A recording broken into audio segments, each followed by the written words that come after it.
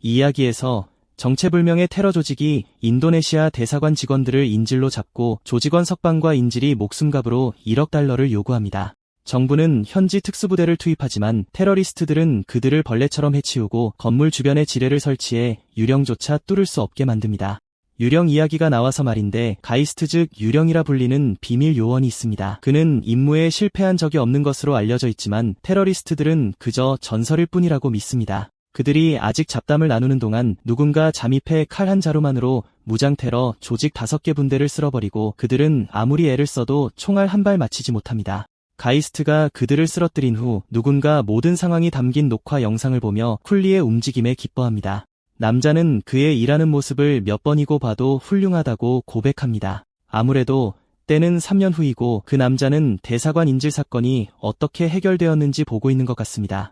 남자는 가이스트에게 이것이 그의 모든 임무 중 가장 마음에 드는 것 중 하나라고 말하며 이 영상은 자기 회사에서 개발한 특수정찰 카메라로 비밀리에 촬영된 것이라고 덧붙입니다. 그는 의자에 묶여있는 가이스트를 돌아보며 그의 배경이 미스터리하기 때문에 도대체 어디서 왔는지 묻습니다. 남자는 가이스트에게 혼자서 1만 명의 적을 쓰러뜨릴 수 있는 전설이기 때문에 그의 열렬한 팬이라고 말합니다. 그는 가이스트가 자신의 하찮고 비겁하며 더러운 작은 계략에 패배하는 것을 목격하게 되어 유감이라고 덧붙입니다.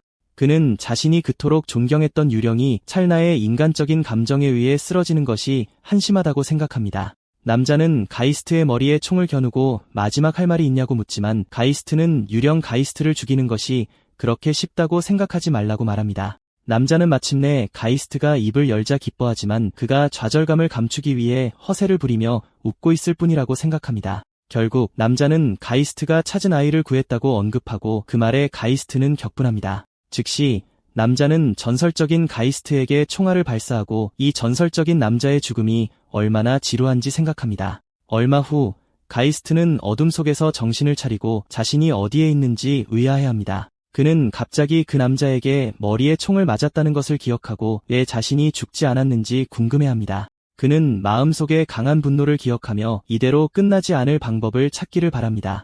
그는 그 한심한 녀석 때문에 경계를 늦춘 것이 한심하다고 여기며 감정적으로 되는 것은 프로로서 실패라는 것을 깨닫습니다. 그는 자신이 달리고 있음을 느끼고 누군가 계속 뛰지 말라고 말하는 소리를 들으며 왜 이렇게 시끄러운지 의아해합니다.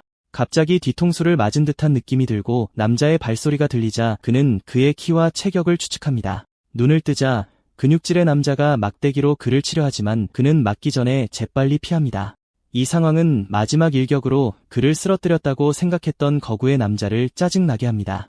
이는 가이스트를 혼란스럽게 하고 그는 이 남자가 누구인지 궁금해합니다. 거구의 남자가 다시 그에게 돌진하자 가이스트는 무슨 일이 일어나고 있는지 모르지만 자신을 방어하기로 결심합니다. 남자가 가까이 다가오자 그는 그의 얼굴에 주먹을 날립니다. 하지만 남자는 전혀 동요하지 않는 듯 보이고 가이스트에게 방금 날린 힘없는 주먹이 뭐였냐고 묻습니다. 남자는 그를 잡아 머리부터 내동댕이 치고 가이스트는 왜 자신의 공격이 효과가 없었는지 의아해합니다. 그는 자신의 주먹이 분명히 맞았다고 확신했지만 거울에 비친 자신을 보고 이것이 자신의 몸이 아니라는 것을 깨달았고 누구인지 알아볼 수 없었습니다.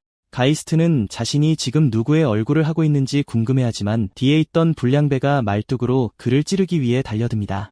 남자는 가이스트를 꼼짝 못하게 하려 하지만 그가 갑자기 밑에서 사라지자 거구의 남자는 충격을 받습니다. 그의 옆에서 가이스트가 그를 쳐다보자 거구의 남자는 고분고분하게 짓밟히지 않고 어디서 그렇게 움직이는 법을 배웠냐고 화를 내며 묻습니다. 거구의 남자가 다시 가이스트에게 주먹을 날리지만 그는 공격을 피합니다. 다음으로 거구의 남자가 나무 말뚝을 휘두르자 가이스트는 그것도 피합니다. 그는 거구의 남자의 움직임이 단순하고 읽기 쉬워서 피할 수 있을 것이라고 깨닫습니다.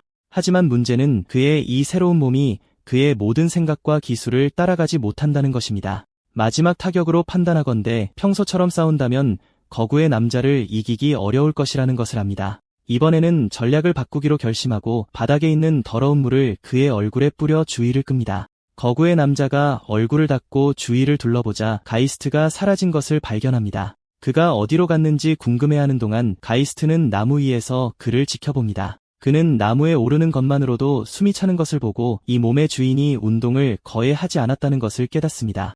우선 그는 자신이 처한 상황을 평가하기로 결심합니다. 그는 끔찍한 목소리를 가진 남자에게 머리에 총을 맞았고 지금은 모르는 젊은 남자의 몸에 있다는 것을 기억합니다. 교복으로 보아 고등학생이라는 것을 짐작하지만 여전히 자신이 도대체 어디에 있는지 궁금해합니다. 주위를 둘러보니 사무실 건물에 둘러싸인 공원에 있고 그 풍경이 낯익어 보입니다. 그는 금발 남자의 셔츠에 쓰인 글자가 일본어였다는 것을 떠올리고 자신이 일본에 있는지 궁금해합니다. 그는 또한 자신이 약한 젊은 남자의 몸에 있는지 그리고 금발 남자가 자신을 공격하는지 궁금해합니다. 곧 금발 남자가 나무 위에 있는 그를 발견하고 그를 잡기 위해 나무를 오르려 합니다. 나무에 올라온 거구의 남자는 다시는 도망치게 두지 않겠다고 말합니다. 그는 막대기로 가이스트를 배려하지만 그는 재빨리 피하고 뒤로 뛰어 다른 나뭇가지로 옮겨갑니다. 이것은 거구의 남자를 지치게 만들기 시작하고 그는 가이스트에게 왜 갑자기 다른 사람처럼 움직이는지 묻습니다. 하지만 가이스트는 손목에 날카로운 통증을 느끼고 이 약한 손으로 착지의 충격을 완화하려다 부러졌는지 궁금해합니다. 비를 맞아 추워지고 오른손을 다쳤기 때문에 그는 이 몸이 더 이상 버티지 못할 것이라고 깨닫습니다. 하지만 거구의 남자는 싸워본 적도 없어 보이는 약골이 이 파이트 배틀에 참가했다는 것을 믿을 수 없다고 말합니다. 가이스트는 파이트 배틀이 무슨 뜻인지 궁금해하지만 거구의 남자는 가이스트의 참가가 자신에게는 손쉬운 돈벌이를 의미한다고 말합니다. 그 말들로부터 가이스트는 이기면 돈을 받는 싸움이라는 것을 깨닫고 무슨 일이 일어나고 있는지 파악하기 시작합니다. 결국 가이스트는 덩치 큰 녀석에게 무언가 가르쳐 주겠다고 말합니다. 거구의 남자는 그가 도대체 무슨 말을 하는지, 왜 그의 성격이 갑자기 변했는지 의아해합니다. 가이스트는 그의 움직임이 낭비되는 힘으로 가득 차 있고 주먹에 너무 많은 힘을 싣고 있어서 그의 움직임을 예측하기 쉽다고 말합니다. 그는 이런 식으로는 아무리 휘둘러도 절대 자신을 맞힐 수 없을 것이라고 말합니다.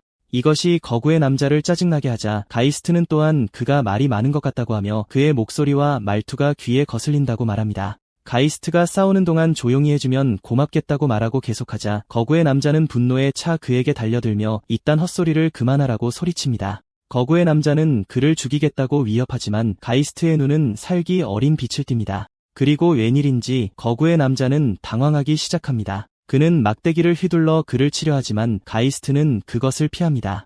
갑작스러운 상황 전환으로 덩굴이 거구의 남자의 다리를 감아 그는 나무에 매달리게 됩니다. 그는 무슨 일인지 알기를 요구하지만 가이스트는 그에게 달려가 무릎으로 그의 얼굴을 가격하여 피가 솟구치게 합니다. 극심한 고통 속에서 거구의 남자는 무슨 일이 일어나고 있는지 궁금해하며 가이스트에게 그렇게 빨리 나무에 함정을 설치했는지 묻습니다. 가이스트는 그의 움직임이 너무 뻔해서 올라올 줄 알았다고 말하며 덩굴로 이런 것을 만드는 것은 쉽다고 덧붙입니다. 가이스트는 함정에 빠뜨리는 것이 어려운 부분이었다고 말하고 거구의 남자는 곧 가이스트가 일부러 자신을 도발하기 위해 그 모든 말을 했다는 것을 깨닫습니다. 가이스트는 곧 막대기를 잡고 남자의 목에 겨누며 자신이 누구인지 그리고 왜 자신을 쫓는지에 대한 정보를 제공하라고 요구합니다. 혼란스러워진 거구의 남자는 무슨 헛소리를 하냐고 묻고 가이스트는 파이트 배틀에 참가할 때 무슨 일을 당할지 알고 있었을 것이라고 상기시킵니다. 가이스트는 파이트 배틀이 무엇인지 설명하라고 말하지만 남자가 아무 말도 하지 않자 가이스트는 막대기로 그를 찌르려 합니다. 그가 그렇게 하기 전에 거구의 남자는 포기한다고 말하지만 가이스트는 그가 무슨 뜻인지 모릅니다. 갑자기 근처에서 들려오는 목소리가 거구의 남자의 항복을 받아들이고 가이스트는 그 목소리가 자신의 휴대폰에서 나온 것임을 깨닫습니다. 휴대폰을 꺼내자 그들이 스자노 랭크 배틀이라는 싸움에 참여하고 있으며 경기는 사쿠라바 키스케와 쿠도 요시오 간의 대결이라는 것을 알게 됩니다. 아무래도 그가 빙의한 몸은 키스케라는 남자의 것이고 그는 승자로 선언됩니다. 화면을 보며 가이스트는 싸움이 스트리밍되고 있었다는 것을 깨닫고 요시오에게 댓글에 있는 사람들이 무슨 말을 하는지 묻습니다. 짜증이 난 요시오는 그가 댓글을 보여주며 자랑한다고 느껴 그의 손에서 휴대폰을 쳐냅니다. 요시오는 상금이 사라졌다고 한탄하며 키스케에게 내려달라고 말하지만 가이스트는 너무 시끄럽다며 그의 얼굴을 다시 걷어차 기절시킵니다. 그는 휴대폰을 다시 켜려고 하지만 물에 흠뻑 젖어서 켜지지 않습니다. 나중에 그는 키스케의 개인 소지품을 발견하고 곧 자신의 영혼이 이 사람의 몸으로 들어왔다는 것을 깨닫습니다. 신분증을 확인하자 그는 케이스케가 17살이라는 것을 알게 되지만 그가 누구인지 궁금해합니다. 많은 질문이 있지만 그는 정보를 얻기 위해 케이스케의 학생 주소에 적힌 주소로 가기로 결심합니다. 가이스트는 이즈미 상점가라는 곳을 걸으며 일본은 절대 변하지 않는다고 생각합니다. 갑자기 도둑이 그녀의 가방을 낚아채고 달아나기 시작할 때 한 여성이 비명을 지르는 소리를 듣습니다. 남자는 일본이 안전할 것이라고 생각했던 가이스트를 향해 달려옵니다. 자신이 처한 상황을 파악할 때까지 그는 어떤 문제에도 휘말리지 않고 계속 움직이기로 결심합니다. 하지만 여성이 다시 도움을 요청하며 비명을 지르자 가이스트는 과거의 몸으로 구하려 했던 아이를 떠올립니다. 도둑이 그를 지나쳐 달릴 때 가이스트는 그의 팔을 잡아 남자가 가방을 떨어뜨리게 합니다. 남자가 충격에 빠진 사이 가이스트는 그를 땅에 내동댕이 치고 그가 땅에 있는 동안 팔을 뒤로 꺾어 제압합니다. 평소처럼 가이스트의 몸은 싸울 때 풍기는 기묘한 살기에 둘러싸이고 그의 눈은 파란색으로 변합니다. 갑자기 그는 평소의 모습으로 돌아오고 상점가의 여러 사람들에게 둘러싸여 있습니다. 가방을 도둑 맞은 여성 마나카가 군중을 해치고 달려오고 그녀의 다른 친구인 치나츠가 더 가까이 오라고 신호를 보냅니다. 그들이 도착했을 때 여성들은 남자를 제압한 사람이 치나츠의 오빠 키스케라는 것을 믿을 수 없습니다. 치나츠가 키스케에게 무엇을 하고 있는지 묻자 그는 자신이 곤경에 처한 것 같다고 깨닫습니다. 경찰 조사를 받고 풀려난 후 치나츠는 키스케에게 그동안 계속 비밀리에 강했는지 묻지만 그는 그녀에게 말하고 싶지 않습니다. 그가 생각하는 동안 모나카는 치나츠에게 키스케가 파리 한 마리도 해치지 못할 사람이라는 걸 알지 않느냐고 말하고 마침내 가이스트는 어쩔 수 없이 사용할 아이디어를 떠올립니다. 치나츠가 왜 그렇게 조용한지 묻자 그는 태도를 바꾸어 꽤 무서웠다고 말합니다. 그는 그저 팔과 다리를 내밀었을 뿐인데 모든 것이 우연히 일어났다고 그들에게 말합니다. 그는 치나츠에게 달려가 괜찮은지 묻고 여성들은 마침내 그가 평소 모습으로 돌아왔다며 안심합니다. 나중에 치나츠가 그의 안경이 어디 있는지 묻자 그는 그날 일찍 넘어졌을 때 부서졌다고 말합니다. 치나츠는 괜찮냐고 묻지만 모나카는 그에게 너무 덤벙댄다고 말합니다. 여성들이 떠난 후 가이스트는 평소의 자신으로 돌아와 키스케의 성격을 꽤 정확하게 연기했다고 생각합니다. 그 후 그는 경찰 조사에서 얻은 정보를 정리하기로 결심합니다. 정보에 따르면 나이 많은 소녀는 나나세 마나카로 17세이며 키스케의 소꿉친구이자 같은 고등학교의 반 친구라는 것을 알게 됩니다. 다른 소녀는 사쿠라바 치나츠로 13세이며 키스케의 여동생입니다. 아무래도 사쿠라바 가족은 두 남매로 구성되어 있지만 부모님은 돌아가셨고 마나카는 어렸을 때부터 남매를 알고 지냈습니다. 모니카가 치나츠와 저녁 식사장을 보러 나왔을 때 그들은 소매치기를 만났습니다. 마나카의 가방에 있던 개인 물품의 정보를 바탕으로 가이스트는 키스케가 친절하고 여동생에게 헌신적이라는 것을 알게 됩니다. 그의 성적은 평균 이상이지만 운동 능력은 좋지 않습니다. 키스케는 그저 평범한 고등학생 소년인 것 같은데 어떻게 스사노 랭크 배틀에 참여하게 되었는지 궁금해합니다. 집으로 걸어가는 동안 가이스트는 모나카를 멈춰 세우고 치나츠의 상태에 대해 묻습니다. 모나카는 오늘 상태는 안정적이지만 언제든지 발작이 일어날 수 있다고 말합니다. 모나카는 치나츠가 일시적으로 퇴원해 있는 동안 조심하겠다고 약속하고 가이스트는 자신의 의심이 맞았다는 것을 깨닫습니다. 그는 치나츠가 걷는 모습으로 그녀의 심장에 심각한 문제가 있다는 것을 추론할 수 있었습니다. 나중에 모니카는 가이스트에게 왜 옷이 그렇게 더러운지 묻고 그는 아까 비가 와서 웅덩이에 빠졌다고 거짓말을 합니다. 그녀는 의심스럽게 그를 쳐다보더니 돈이 절실히 필요하다고 해서 사키야의 감언이설에 넘어가지 않았으면 좋겠다고 말합니다. 그녀는 사키야가 나쁜 무리와 어울리며 수상한 아르바이트를 하고 있다는 소문을 들었다고 덧붙입니다. 그리고 그녀는 또한 며칠 전 사키야가 그를 때릴 뻔했다는 것을 상기시킵니다. 잠시 동안 가이스트는 놀라서 서 있지만 나중에 미소를 지으며 그녀의 조언에 감사하다고 말합니다. 나중에 그는 마나카가 사키야와 돈에 대해 말한 모든 것을 생각하고 마침내 무슨 일이 일어나고 있는지 이해하기 시작합니다. 키스케가 여동생의 병을 치료할 수술비를 필요로 하고 그 돈을 얻기 위한 수단으로 스트리밍되는 싸움에 참여했다는 것은 분명합니다. 그날 밤 그는 흠뻑 젖은 휴대폰을 고치는 데 시간을 보내고 이사키야가 이를 주선한 사람임에 틀림없으며 키스케는 아마도 범죄에 연루되었을 것이라고 추측합니다. 마침내 휴대폰을 켜자 그는 그곳에 있는 스자노 랭크 배틀 아이콘을 보고 충격을 받습니다. 무서운 점은 그를 죽인 남자가 달고 있던 옷깃에서 똑같은 아이콘을 본 기억이 있다는 것입니다. 그는 앱을 해킹할 수 있는지 알아보기 위해 휴대폰을 컴퓨터에 연결하지만 보안이 철저하고 그가 사용하는 노트북이 일반 소비자용이라서 불가능합니다. 그는 그 앱이 스자노 이벤트를 위한 것이고 아마도 모든 것을 촬영하고 방송하는 데 사용될 것이라고 알고 있습니다.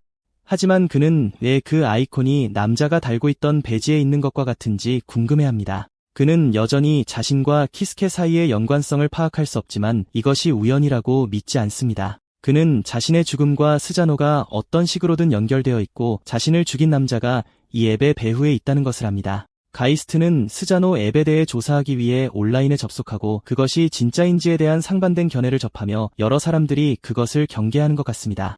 스자노는 어둠의 경로를 통해 얻을 수 있는 앱을 설치하여 참가 권한을 얻는 배틀 이벤트입니다. 배틀의 장소와 시간은 앱에 의해 무작위로 매칭되며 경기는 즉시 시작됩니다. 그들은 최신 촬영 기술을 사용하여 싸움을 전국의 비밀리에 방송합니다. 또한 앱의 모회사가 정부기관과 관련이 있다는 어두운 소문도 있어 불법 활동이 기소되지 않은 이유를 설명할 수 있으며 이는 누군가가 그들을 덮어주고 있을 수 있음을 의미합니다. 인터넷상의 사람들은 그것이 진짜인지 모르지만 가이스트는 그것이 진짜라는 것을 알고 있으며 지난 싸움에서 이겨 그의 계좌로 이체된 100만엔으로 그것은 분명합니다. 가이스트는 앱 배후의 조직이 엄청난 영향력을 가지고 있어야 한다고 깨닫지만 이 모든 것에서 충격적인 부분은 가이스트가 실제로 죽은 지 5년이 지났다는 것입니다. 그가 살해된 날은 2023년 5월 11일로 정확히 5년 전입니다. 가이스트는 자신이 살아있을 때 스자노나 그것을 운영하는 조직에 대해 듣지 못했을 수 있는 이유가 자신이 죽은 후 5년 동안 급속히 성장했기 때문이라고 추측합니다. 그는 또한 자신이 죽었기 때문에 그들이 그렇게 빨리 성장했는지 궁금해합니다. 아마도 그들은 그가 당시 그들의 조직에 잠입했기 때문에 그가 앱 개발자를 추적하여 그들을 박살낼 것이라는 것을 알았을지도 모릅니다. 그는 이것이 그 남자가 전생에 자신의 여동생을 이용하여 자신을 죽인 이유인지 궁금해합니다. 그가 생각하는 동안 카나이라는 이름의 여성이 집에 들어와 큰 소리로 도착을 알립니다. 조사를 통해 가이스트는 이 사람이 키스케의 이모라는 것을 알고 키스케의 성격으로 계속 행동하기로 결심하며 명랑하게 그녀를 집에 맞이합니다. 그는 언제나처럼 그녀의 노고에 감사하지만 그녀는 그에게 달려들어 자기 이름의 경칭을 빼고 카나이짱이라고 부르라고 말합니다. 그들 사이에 벽이 있는 것 같아 슬프기 때문이라고 합니다. 가이스트는 여전히 그녀를 카나에 씨라고 부르며 너무 시끄러워서 침실에 있는 치나츠를 깨울 것이라고 말합니다. 결국 카나에는 그에게 치나츠의 비용에 대해 걱정할 필요가 없다고 말합니다. 자기가 처리할 것이기 때문입니다. 그녀가 말하는 동안 그녀는 그의 안경이 없어진 것을 알아차립니다. 그리고 그가 할 말을 생각하는 동안 그녀는 그에게 안경 없는 모습이 잘생겼다고 말합니다. 그녀는 자신이 조금만 더 젊었다면 그와 데이트를 했을 것이라고 농담하지만 갑자기 구토하기 시작합니다. 가이스트가 그녀의 상태를 확인하러 가자 그녀는 몸이 안 좋다고 불평합니다. 그가 그녀를 돕는 동안 가이스트는 갑자기 자신의 휴대폰에서 다음 배틀이 매칭되었다는 알림을 발견합니다. 다음 날 토요일 가이스트는 싸움에 방해가 되지 않도록 앞머리를 자르고 안경을 버리기로 결심합니다. 키스케는 그가 몸을 차지하기 전에 시력이 나빴던 것 같지만 가이스트는 이제 자신의 시력이 최상급이라는 것을 깨닫습니다. 하지만 문제는 키스케의 몸이 신체적으로 약해서 미래를 위해 훈련해야 한다는 것입니다. 이전 주인에게 미안한 마음이 들지만 그는 당분간 자신의 목적을 위해 이 몸을 빌릴 것이라는 것을 알고 있습니다. 그런 일이 일어나는 동안 치나츠는 검진을 위해 병원에 있고 카나에는 쉬는 날에 출근해서 둘 다 늦게 집에 올 것입니다. 가이스트는 이 기회를 이용해 이 문제를 해결하러 가기로 결심합니다. 그는 배틀 장소로 가고 지난번보다 드론이 더 많다는 것을 알아차립니다. 이는 이 경기가 많은 관심을 받고 있음을 의미합니다. 그 생각은 마음에 들지 않지만 그것이 그 남자에게 다가갈 수 있는 유일한 단서이기 때문에 게임에 어울려줄 수밖에 없다는 것을 깨닫습니다. 건물에 들어서자 어떤 남자가 섀도우 복싱을 연습하는 것을 보고 그 남자가 날카롭고 엄청나게 빠를 것이라고 깨닫습니다. 남자가 그를 알아차리자 그는 더 일찍 알아차리지 못해 미안하다고 사과하며 경기 전에 자기 채널에 스트리밍할 영상을 촬영하고 있었다고 설명합니다. 그가 조사한 바에 따르면 가이스트는 그의 이름이 무카이 타케시라는 것을 알고 있습니다. 그는 격투기 유튜버입니다. 가이스트가 악수를 하며 자신을 소개하자 타케시는 그의 지난 경기를 봤다며 지금은 완전히 다른 분위기를 풍긴다고 인정합니다. 타케시는 그에게 정말 같은 사람이냐고 묻고 가이스트는 그렇다고 말합니다. 흥미를 느낀 타케시는 그가 고등학생치고는 꽤 성숙해 보인다고 말하며 자신이 착각하는 것인지 궁금해합니다. 가이스트는 타케시가 꽤 날카롭고 관찰력이 뛰어나다는 것을 깨닫습니다. 전직 복서에게 기대할 만한 것입니다. 그가 인터넷에서 찾아낸 정보에 따르면 타케시는 전직 프로 복서로 한때 헤비급에서 세계 15위에 올랐던 실력 있는 파이터입니다. 하지만 몇 년 전 대기업이 후원한 경기에서 상대방이 사망했고 이로 인해 그는 링의 비극이라 불리는 사건을 겪고 은퇴하게 되었습니다. 가이스트는 그의 과거 경기 영상 몇 개를 찾아보고 그가 민첩성과 근접전에 뛰어난 인파이터 복서였다는 것을 알게 되었습니다. 그의 특기는 라이트 훅으로 순식간에 거리를 좁히는 것입니다. 은퇴했지만 격투기 유튜버로서 매일의 훈련을 게을리하지 않았다는 것이 분명합니다. 그리고 가이스트가 그의 세도우 복싱을 보고 관찰한 바로는 그들의 신체 능력 차이는 꽤 명백합니다. 전생의 기술이 있더라도 키스케의 몸으로 그를 이기는 것은 어려울 것입니다. 경기가 시작되기 전 타케시는 가이스트에게 지난 경기 후반부의 움직임이 믿을 수 없을 정도였으며 평범한 고등학생이 할 수 있는 것 같지 않았다고 말합니다. 그는 자기 채널의 많은 시청자들이 이번에도 그에게서 또 다른 놀라운 퍼포먼스를 기대하고 있다고 설명하며 가이스트에게 살살해달라고 부탁합니다. 지난번과 달리 가이스트는 준비할 시간이 충분했습니다. 그는 그들이 싸우는 페어의 구조를 외웠고 어떤 예기치 않은 상황에 대해서도 시뮬레이션을 돌렸습니다. 경기가 곧 시작되자 가이스트는 반대 방향으로 뛰기 시작합니다. 그의 계획은 타케시가 어떻게 움직이는지 보고 시뮬레이션에 따라 진행하는 것입니다. 순식간에 타케시는 그의 옆으로 달려와 어떤 속임수를 계획하고 있다는 것을 안다고 말합니다. 이 속도에 가이스트는 놀라고 이 남자가 실제 싸움에서는 훨씬 더 빠르다는 것을 깨닫습니다.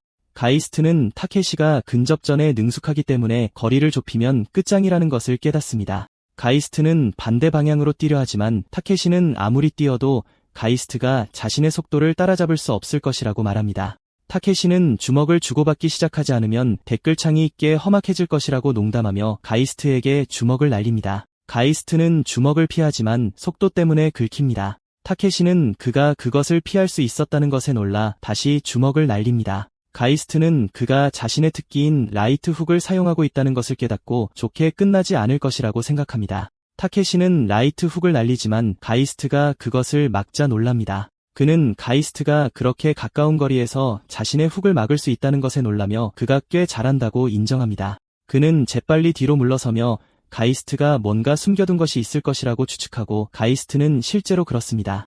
가이스트는 프로 복서 시절 경기에서 그가 그렇게 움직였기 때문에 그의 시그니처인 라이트 훅을 날릴 것이라고 예상했고 훅을 정면으로 받으면 자신에게는 게임 오버가 될 것이라는 것을 알고 있었습니다. 그 때문에 그는 공격을 막기 위해 손에 철판을 넣었습니다. 그것은 타케시를 놀라게 하고 그는 가이스트가 이렇게 준비해온 것을 보며 정말 고등학생인지 궁금해합니다. 타케시는 복싱 경험이 전혀 없는 완전한 아마추어가 자신의 시그니처 기술을 막는 것이 스트리밍에 좋게 보이지 않을 것이라고 생각하며 가이스트가 엄청난 좋아요 점수를 받고 있을 것이라고 믿습니다. 상황을 동등하게 만들기 위해 그는 다시 그에게 달려들지만 가이스트는 철판으로 그것을 막습니다. 그것은 타케시를 놀라게 하고 그는 양손으로 빠르게 주먹을 날리기 시작하고 가이스트는 그것을 막으려 했습니다. 가이스트는 펀치가 빠르고 묵직하게 쏟아져 빈틈이 없기에 막는 것 말고는 할 수 있는 게 없다는 것을 깨닫는다. 이대로라면 이 몸이 버티지 못할 것을 안다. 한편 타케시는 가이스트가 생각보다 강해서 시청자들의 포인트가 오르지 않을 것이라 생각한다. 그래서 비장의 전략을 꺼내기로 결심한다. 타케시가 다시 라이트 훅을 시도하자 가이스트가 막지만 그것은 미끼였고 타케시는 그의 가슴에 레프트 훅을 명중시킨다. 이 공격에 가이스트가 비틀거리자 타케시가 라이트 훅을 날리지만 가이스트는 그것을 피하고 뒤로 물러선다. 시청자들은 타케시가 라이트 훅을 날리는 척하다가 보디블로를 성공시킨 것에 열광하며 키스케가 어떻게 이 상황을 역전시킬지 궁금해한다. 페어 안에서 타케시는 자신이 그 기술을 쓴 후 댓글창이 불탔을지 궁금해한다. 그는 상대들이 자신의 주특기인 라이트 훅을 알고 있다는 걸 알기에 그들의 경계심을 역이용한다고 덧붙인다. 가이스트는 타케시가 전략적이며 자신의 움직임에 맞춰 싸움 방식을 바꾸고 있다는 것을 깨닫는다.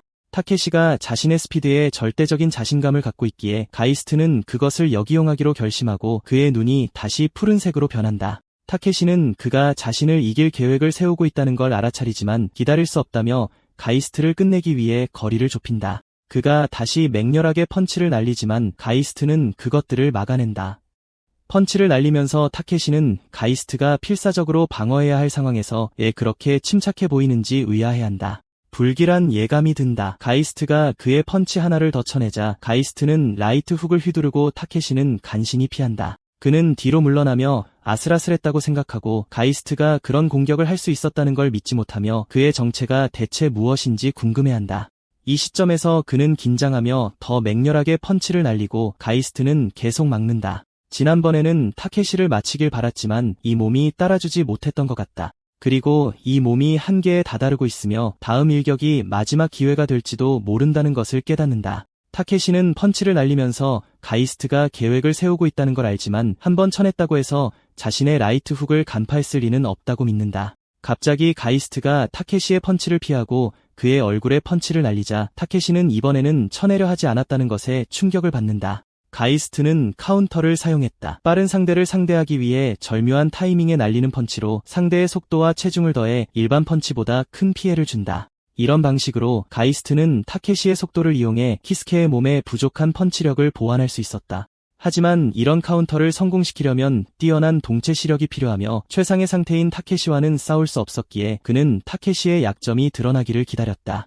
타케시의 경기 영상을 보면서 가이스트는 그의 많은 패배 원인이 스피드에 의존하는 큰 라이트 훅을 남용하여 일찍 체력이 고갈되는 것임을 간파했다. 그래서 가이스트는 타케시가 땀을 더 많이 흘리고 숨이 거칠어지는 것을 보고 그의 스피드의 날카로움이 줄었다는 것을 알았다. 그 덕분에 가이스트는 키스케의 몸으로 카운터를 성공시키기 더 쉬워졌다. 타케시는 잠시 바닥에 쓰러져 있다가 이내 무릎으로 기어 일어선다.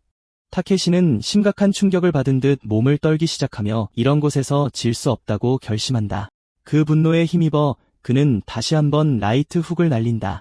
가이스트는 팔을 움직이려 하지만 움직이지 않자 충격을 받는다.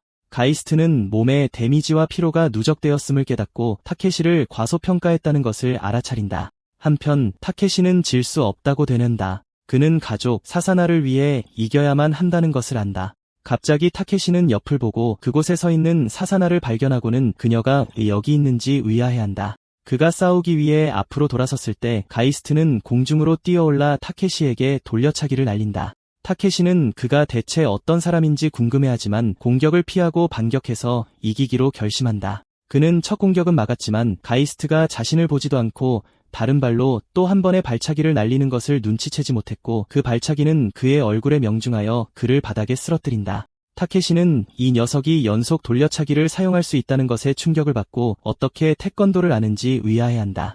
그의 눈앞에 작은 돌고래들이 보이기 시작하고 곧 의식이 희미해진다.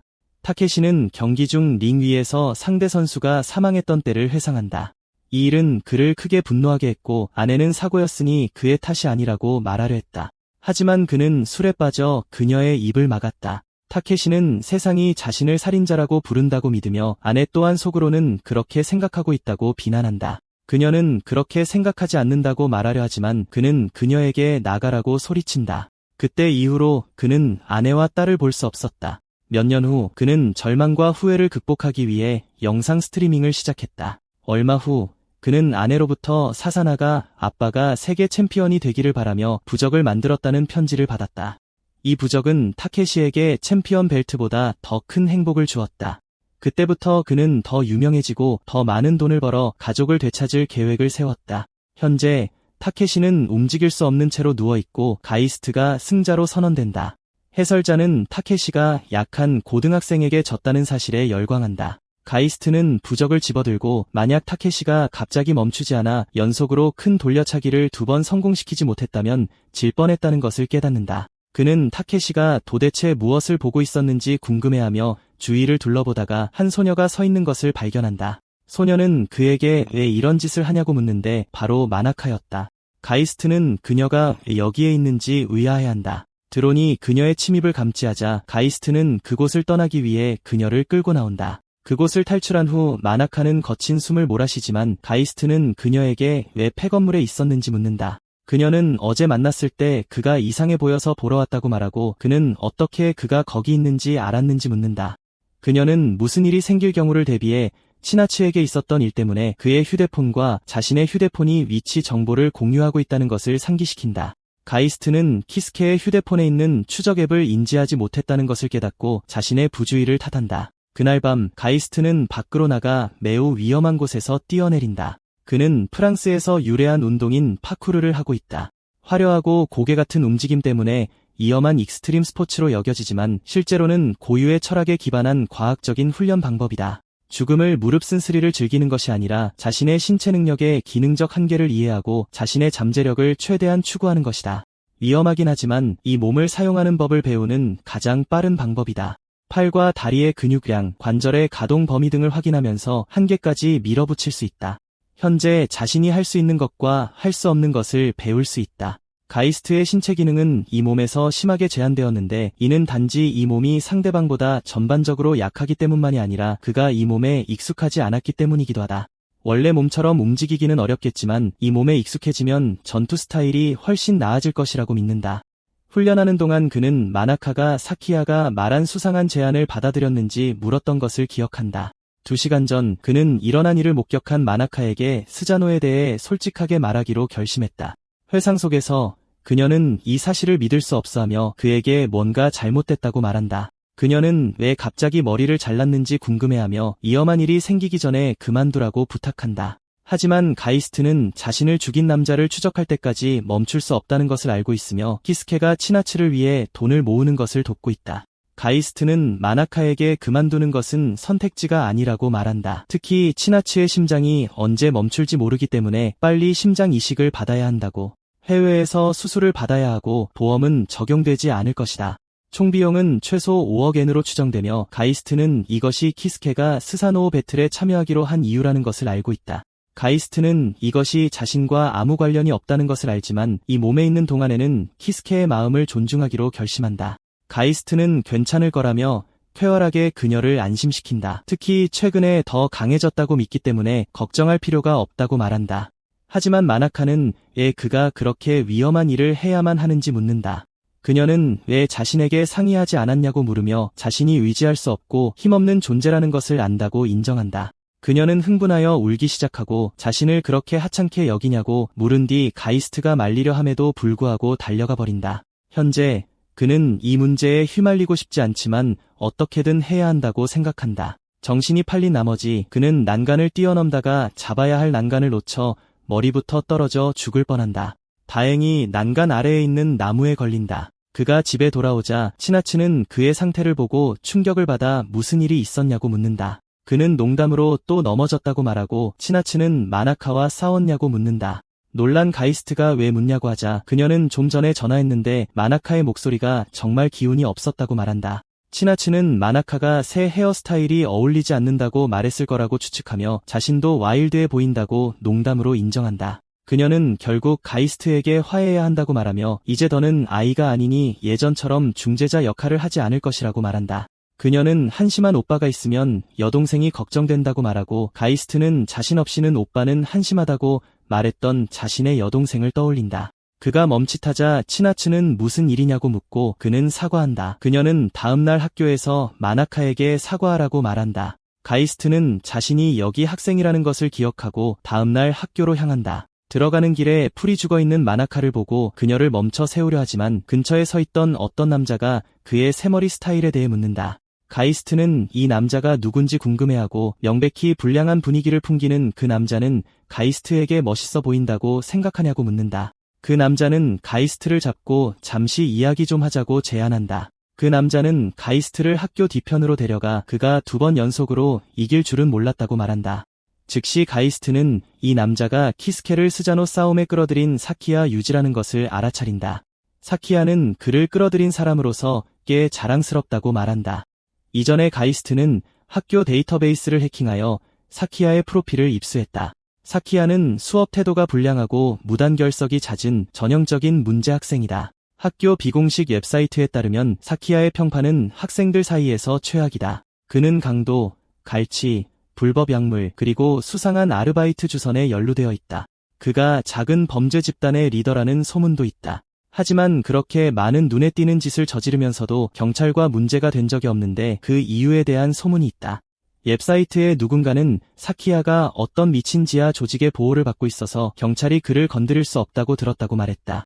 가이스트는 이 의문의 조직이 스사노오를 운영하는 조직인지 그리고 사키야가 그 조직과 어떤 관계가 있는지 궁금해한다. 사키야는 그가 말이 없자 겁먹었냐고 묻는다. 그래서 가이스트는 일단 모르는 척하기로 한다. 그는 쾌활하게 사키야에게 무슨 일이냐고 묻고 사키야는 당연히 자기 목에 대한 이야기라고 말한다. 그는 가이스트에게 자신의 소개 덕분에 그 돈을 벌었으니 약속대로 감사의 표시로 자기 몫을 줘야 한다고 상기시킨다. 사키야는 D랭크 싸움의 상금이 100만 엔이므로 2번 이겼으니 가이스트가 200만엔을 가지고 있을 것이라고 지적한다. 사키야는 첫 번째인이 할인해주겠다며 180만엔을 가져가겠다고 제안하고 가이스트는 충격받은 척하며 그럴 수 없다고 항의한다. 그는 사키야가 왜 자신을 여기로 불렀는지 궁금했는데 이제 보니 그저 돈을 뜯어내려는 것이었고 이는 그가 그저 좀도둑에 불과하다는 것을 의미했다. 가이스트는 그가 그 의문의 조직의 일원이 될 만큼 중요하지 않다고 추측하고 그냥 허세를 부려 이 상황을 넘기기로 결심한다.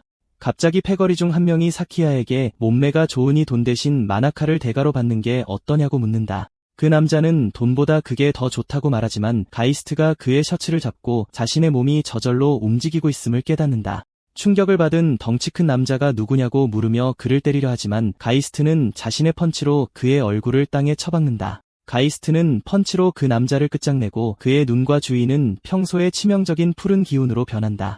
이것은 다른 이들을 충격에 빠뜨리고 그들이 덩치 큰 남자를 확인했을 때 그는 기절해 있었다.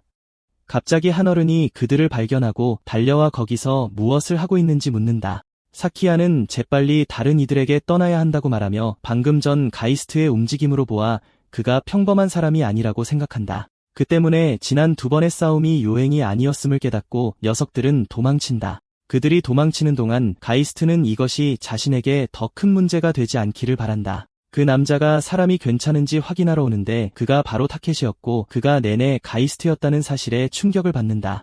나중에 그들은 대화를 나누고 타케시는 그 사람이 낯이 익어 가까이 왔다고 말한다. 그는 그저께 본 후 오늘 다시 마주칠 줄은 몰랐다고 말한다.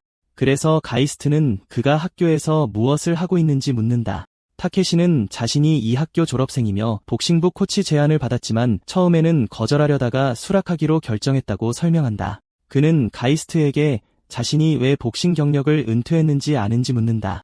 하지만 가이스트가 아무 말도 하지 않자 타케시는 링 위에서 일어났던 비극과 그로 인해 가족과 헤어지게 된 일을 꺼낸다. 그는 유튜버가 되어 스사노오에 참여하기로 결심했고 유명해지고 부자가 되어 가족을 되찾기를 바랐다. 그는 이제 그것이 얕은 꿈이었다고 믿는다고 인정하지만 가이스트에게 KO 당한 후 무언가를 기억해냈다. 그는 자신이 복싱에 진지하게 헌신하는 모습을 보며 가족들이 미소 짓던 것을 기억했다. 가이스트에게 패한 후 딸이 몇 년 만에 처음으로 그에게 연락했다고 한다. 그녀는 중학교 생활과 항상 그의 동영상을 본다고 말했다. 그를 울게 만든 것은 그녀가 유튜버일 때보다 복서일 때의 아빠가 더 좋다고 말했을 때였고 이는 그에게 돈과 명예가 단지 자신을 위한 것이었음을 깨닫게 했다. 그는 이제 딸이 그에게 원했던 것이 과거에서 벗어나 앞을 보는 것이었음을 깨닫고 타케시는 다시 한번 진지하게 복싱에 임하기로 결심했다고 말한다. 가이스트는 그날 떨어졌던 돌고래 부적 중 하나를 꺼내며 그것을 그에게 돌려줄 방법을 찾고 있었다고 말한다. 타케시는 그것을 보고 놀라고 가이스트는 가져가서 미안하다고 사과하며 돌려주려 했지만 예상치 못한 일로 갑자기 떠나게 되었다고 말한다. 가이스트는 그것이 그의 아이가 준 선물이냐고 묻고 그는 그렇다고 대답한다.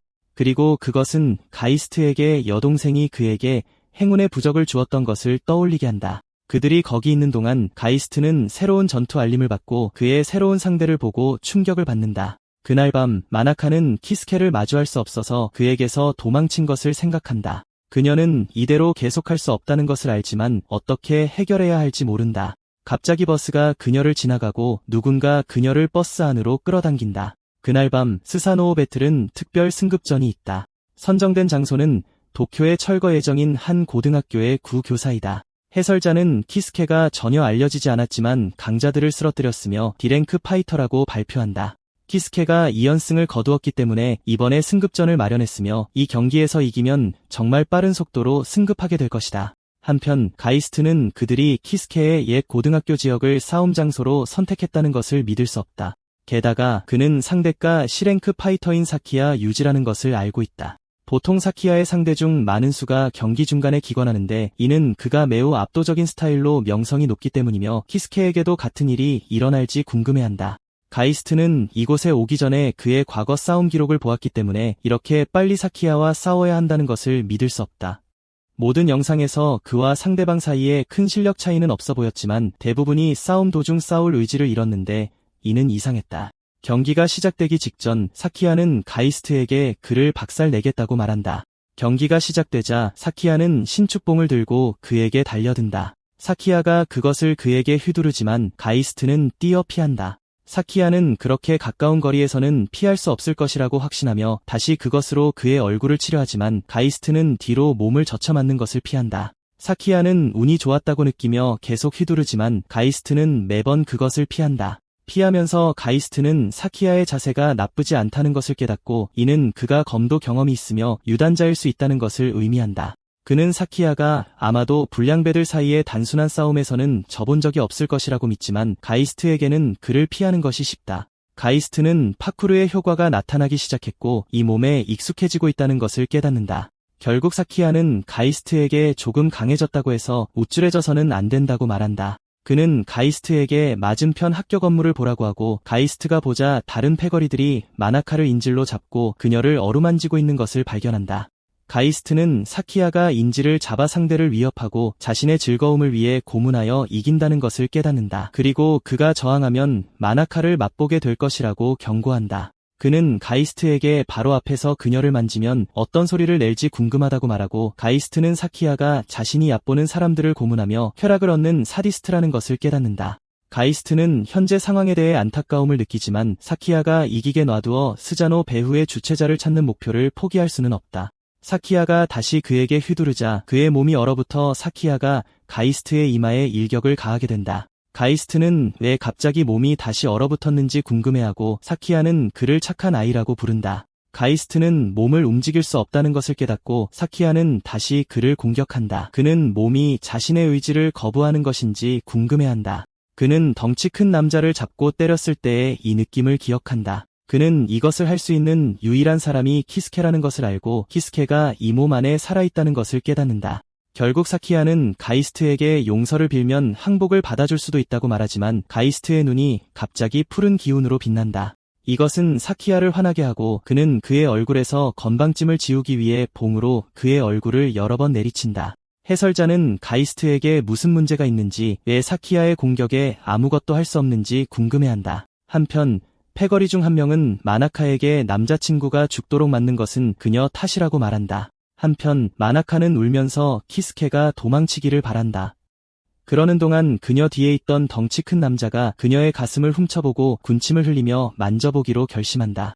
그가 그렇게 하기 전에 다른 남자가 그를 멈추고 사키야가 재미는 마지막에 남겨두라고 했다는 것을 상기시킨다. 덩치 큰 초노는 조금 맛보는 게 무슨 문제냐고 궁금해하고 마지막 남자 수직하는 사키야가 재미를 다 본 후에는 찌꺼기만 남기 때문에 동의한다. 초노는 먼저 재미를 보기 위해 마나카를 풀기 시작하고 마나카는 이 남자들이 자신을 더럽힐 것이라는 것을 깨닫는다. 그가 그녀를 풀어주자마자 그녀는 도망치지만 창문을 열 수 없어 창가에 갇힌다. 남자는 곧 그녀를 찾고 초노는 그녀에게 이곳이 4층이고 도망칠 곳이 없으니 바보라고 말한다. 초노는 도망치려는 여자를 억지로 하는 것이 흥분된다고 언급하지만 세 번째 남자는 초노에게 사키야가 나중에 그를 죽도록 팰 것이라고 말한다. 마나카가 4층 창문을 연 후 그녀는 근처 파이프를 발견하고 내려간다. 이것은 남자들을 충격에 빠뜨리고 그들은 그녀가 자살하는 것을 막으려 하지만 마나카는 계속해서 파이프를 타고 내려간다. 갑자기 파이프가 위쪽에서 분리된다. 한편 사키야는 계속해서 가이스트의 얼굴을 내리치고 가이스트는 이렇게 끝나는 것인지 궁금해한다. 그는 키스케가 몸을 멈추려 하고 있는 것이 틀림없다고 생각하고 그에게 말을 걸려고 한다. 그는 키스케에게 그 소녀를 구하고 싶어 필사적인 것을 안다고 말하고 그의 결의를 존경하지만 사키야가 싸우지 않으면 마나카를 건드리지 않겠다는 약속을 지킬 만큼 명예롭지 않다는 것을 믿지 말라고 말한다. 가이스트는 죽은 남자가 그의 몸을 훔치게 된 운명의 장난에 대해 안타깝게 생각한다고 말하지만 조금만 더 몸을 빌려달라고 간청하며 그에게 소중한 것을 지켜주겠다고 약속한다. 사키야는 다시 가이스트를 치료하지만 이번에는 그가 뛰어 피할 수 있다. 짜증이 난 사키야는 그를 개자식이라고 부르며 자신에게 반항하는 것인지 궁금해하지만 가이스트는 키스케가 허락해 주었다는 것을 깨닫는다. 가이스트는 약속을 지키겠다고 다짐하지만 사키야는 가이스트에게 마나카를 망가뜨릴 것이라고 상기시킨다. 갑자기 가이스트는 마나카가 매달려 있는 파이프가 뒤로 휘어지면서 소리치는 것을 듣고 그녀가 무엇을 하고 있는지 궁금해한다. 그는 자신을 치료하는 사키야에게 재빨리 달려들지만 가이스트가 그를 뛰어넘자 놀란다.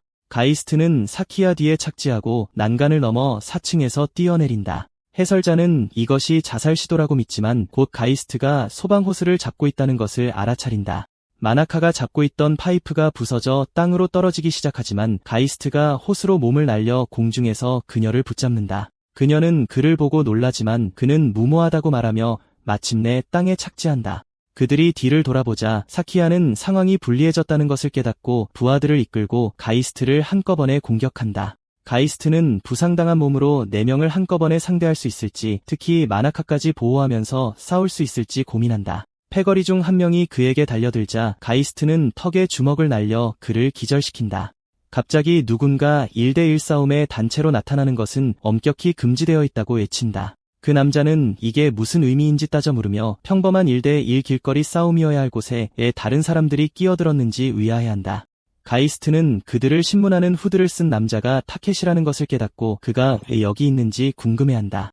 가이스트가 여기서 뭘 하냐고 묻자 타케시는 전투태세를 취하며 나중에 이야기하자고 말한다. 스즈카는 주먹 싸움에 칼을 들고 가이스트를 배려하고 초노는 의자로 그들을 들이받아 마나카를 넘겨받으려 한다. 가이스트는 초노의 머리 위로 뛰어넘으며 타케시에게 마나카를 데리고 도망치라고 하지만 마나카는 키스케 혼자 싸우는 것은 위험하다고 항의한다. 하지만 타케시는 그녀를 붙잡고 뛰기 시작하고 가이스트는 그에게 비타나 졌다고 말한다. 마나카는 키스케가 다치지 않게 자기를 놔달라고 항의하지만 타케시는 그녀가 방해만 될 뿐이라며 정말 그의 안전을 생각한다면 탈출에 집중하라고 말한다. 혼란스러워하며 마나카는 그가 누구이며 왜 거기 있었는지 묻자 그는 타케시에게 작은 빚이 있고 그의 상대가 평판이 아주 나쁜 사람이라는 것을 알고 있었다고 설명한다. 알고 보니 타케시는 경기를 스트리밍하고 있었는데 키스케가 전혀 공격을 피하려고 하지 않아 경기 중 뭔가 이상하다는 것을 눈치챘다. 그 때문에 그는 사키야가 비열한 수법을 쓰고 있다고 의심하여 차를 몰고 이곳으로 달려왔다. 타케시가 마나카를 차에 태우자 그녀는 자기는 신경 쓰지 말고 케이를 도우러 가달라고 간청한다. 특히 혼자서 3명을 상대할 수는 없기 때문이다. 하지만 타케시는 이것이 키스케가 자신에게 부탁한 것이라고 말하며 차를 몰고 떠난다. 한편 초노는 철제 벤치로 가이스트를 내리치려 하지만 가이스트는 피하고 드론은 계속해서 녹화한다. 순식간에 가이스트는 거리를 좁혀 초노의 가슴에 무릎을 박아 땅에 쓰러뜨린다. 그의 뒤에서 스즈카가 칼을 들고 달려들지만 가이스트는 그가 벤치에 칼을 꽂게 만든다. 그 후 그는 스즈카의 얼굴을 걷어차 기절시킨다.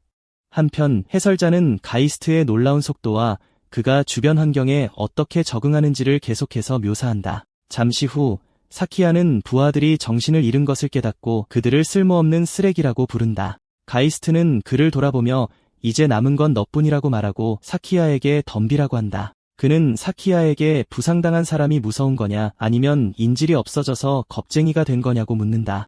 화가 난 사키야는 곤봉을 들고 그에게 달려들고 의도적으로 그를 도발했던 가이스트는 그가 가까이 오기를 기다린다.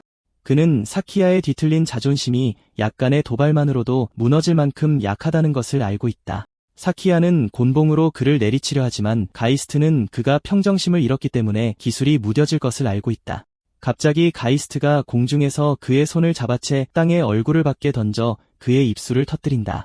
사키야는 무슨 일이 일어나고 있는지 믿을 수 없었고 곧 가이스트가 곤봉을 들어 그를 끝장내려는 것을 본다. 잠시 후 가이스트는 경기에서 이기고 마무리로 무기 해제라는 전설적인 기술을 사용했다. 시청자들은 놀라워하고 한 남자는 키스케의 힘이 상상할 수 없는 수준이라며 검도 잘 다루는지 궁금해한다.